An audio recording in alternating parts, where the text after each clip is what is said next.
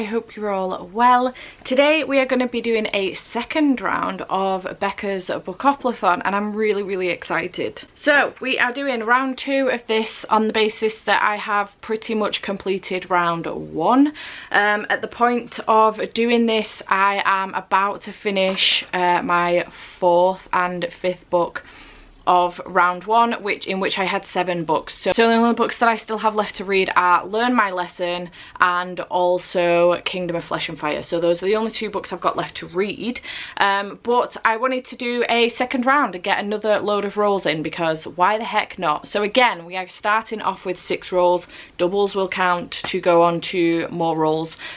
So yeah, without further ado, there's no need for me to explain this to you. There will be a link in the description box down below to find Becca's Bookoplathon if you want to know what's going on. This is a month-long readathon that's happening in the month of September, hosted by Becca from Becca and the Books.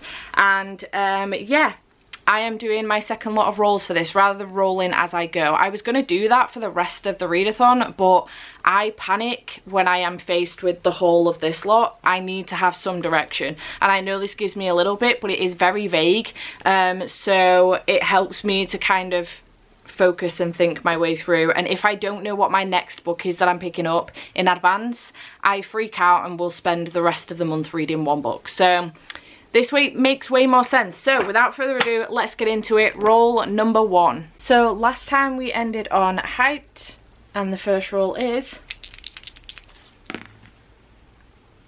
9. 1, 2, 3, 4, 5, 6, 7, 8, 9. A Becca rec. So for roll number 1, we got Becca rec, and for this one I'm actually going to go for It Ends With Us by Colleen Hoover. Becca's recommended this in several of her recommendations videos, so I have decided to finally pick this one up. This will be my first ever Colleen Hoover that I've picked up. I do have Regretting You on my shelves, but I wanted to go with this one instead. She's recommended this one and not Regretting You, I don't think. So this is the one I'm going for, and on the back it says, sometimes the one who loves you is the one who hurts you the most. Lily hasn't always had it easy, but that's never stopped her from working hard for the life she wants. She's come a long way from the small town in Maine where she grew up. She graduated from college, moved to Boston and started her own business. So when she feels a spark with a gorgeous neurosurgeon named Ryle Kincaid, everything in Lily's life suddenly seems almost too good to be true.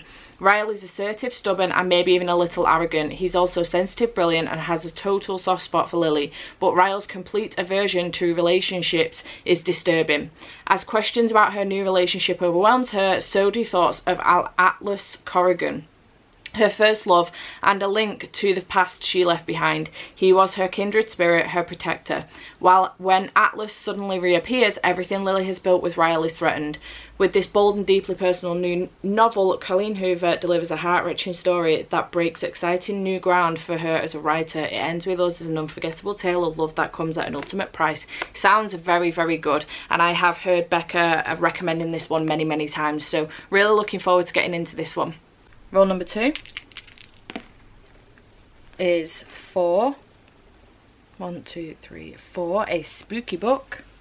Roll number 2 brought us a spooky book, and for this one I'm picking up a book that's been on my radar for a little while now, but I have had in my hands for ages and I've been wanting to get a hold of it. So, The Taking of Jake Livingston by Ryan Douglas. This sounds really good. We're following Jake, who is a medium, and he's in contact with a specific ghost. Is it his best friend? Living in two worlds is exhausting, and no one knows better than 16-year-old Jake Livingston. His working class diverse neighbourhood is a far cry from the world of St. Clair Prep, where he is one of the only black students, constantly at the mercy of racist teachers and peers who don't understand him. But when his neighbour, a survivor of a grisly school shooting, is murdered and the bloody initials of the now dead shooter, Sawyer Doon, are left on the entry wall of Jake's home, Jake is forced to confront another world he wishes he could escape, the world of the dead. As a medium, Jake sees ghosts around him all the time. Most are harmless, stuck in their death loops as they relive their deaths over and over again. They rarely interact with people, and while for most of his life Jake has avoided them, this time there's no running away. Sawyer was a troubled teen who shot and killed 6 kids at a local high school before taking his own life. Now he's a powerful, vengeful ghost, and he has plans for his afterlife. Plans that include Jake. When Sawyer begins stalking him, high school becomes a different kind of survival game. One Jake is not sure he can win. I'm not sure how well this is going to go down, actually. How did I not read the last part of that synopsis before now? Stalking is a trigger for me, so I don't know how this will work for me, but we'll see. We'll see what happens. I'm interested to see how this goes, though. I'm interested in the whole school shooting side of things, but also the medium side of things as well. I do like the ghostly side of things too, and it's not that long, so the stalking can't go on for too long. We'll see what happens, but I love to test my limits, apparently. The Taking of Jake Livingston. Roll number 3 is a double, and it is 12. 1, 2, 3, 4, 5, 6, 7, 8, 9, 10, 11, 12. I don't even know if you can see that. A chance card. And we have just one, please.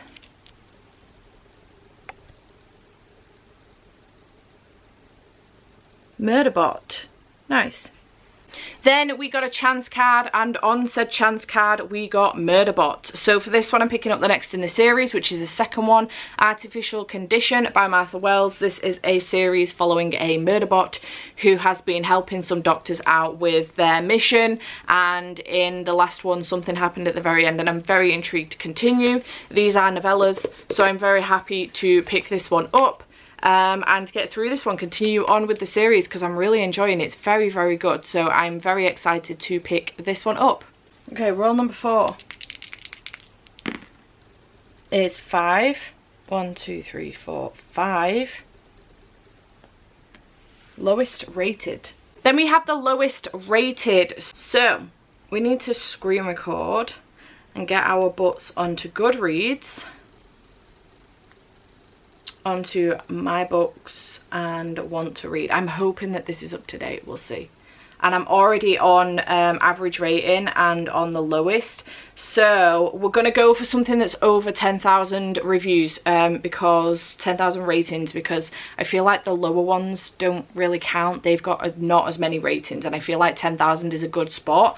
So we have Strange Magic at 1,600, Hot Dog Girl at 6,200, Love Secret Santa at 300, Red Hood at 2,500, and then we've got the Honey Don't List at 37,000. So we're going for Honey Don't List.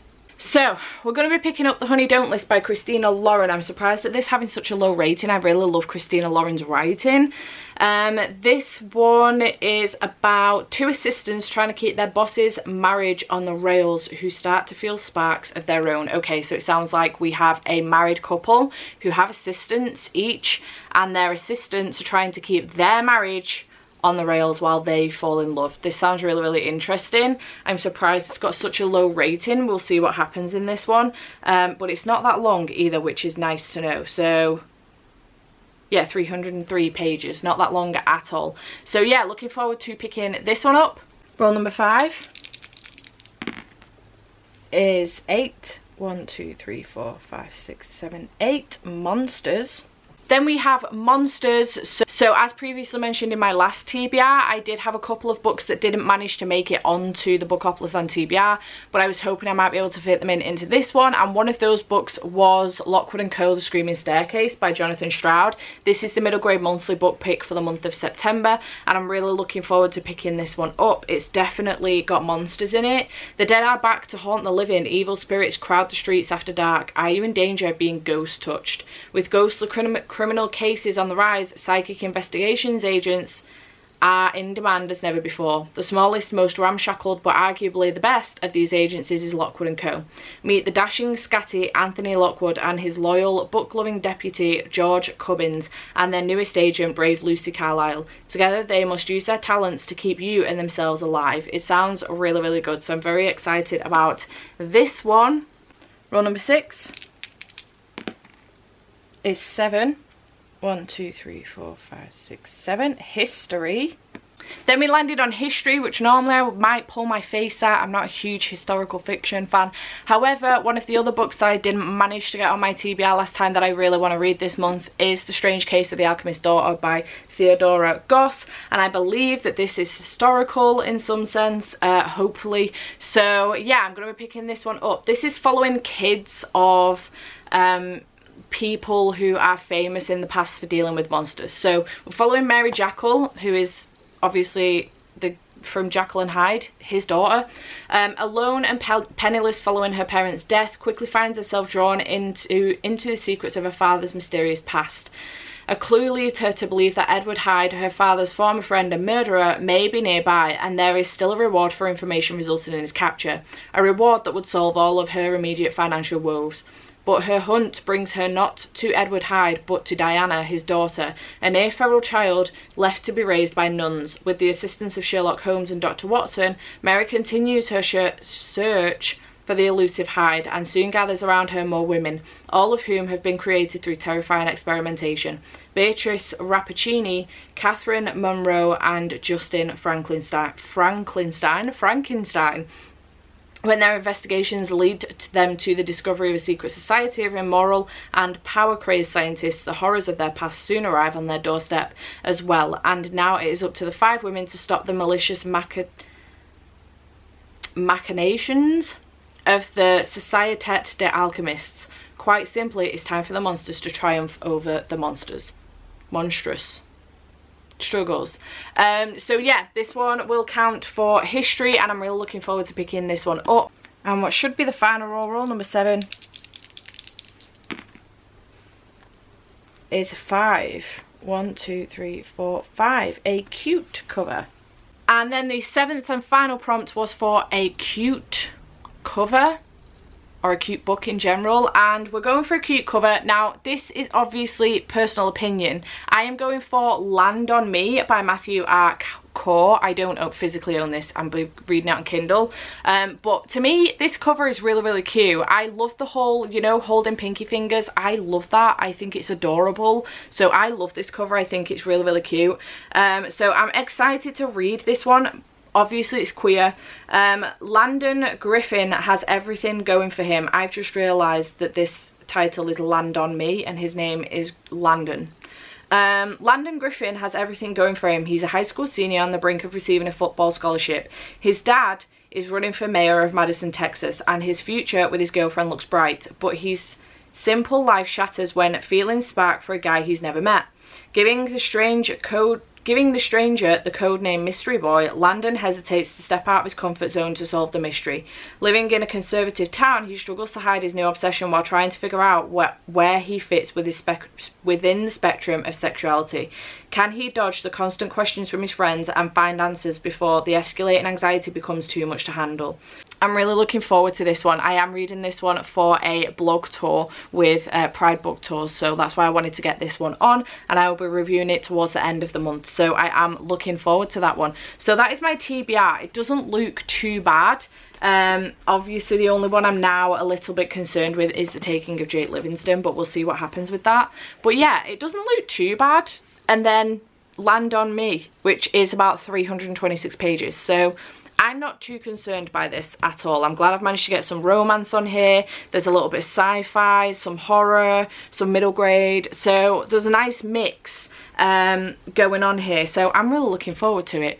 I hope you have enjoyed this video. Let me know in the comments down below if you've ended up doing a second lot of rolls, or if you're rolling as you go. How is your Bookoplathon going so far? Let me know in the comments down below. Hopefully I will be able to get through all of these. I keep forgetting I've still got the Kingdom of Flesh and Fire to get through as well, so we'll see how that goes. But yeah, I hope you have enjoyed this video. Please let me know in the comments down below how you're getting on, what you're reading. If you don't want to leave me a comment, drop me a die in the comments down below, and I shall check in with you next time. Bye for now.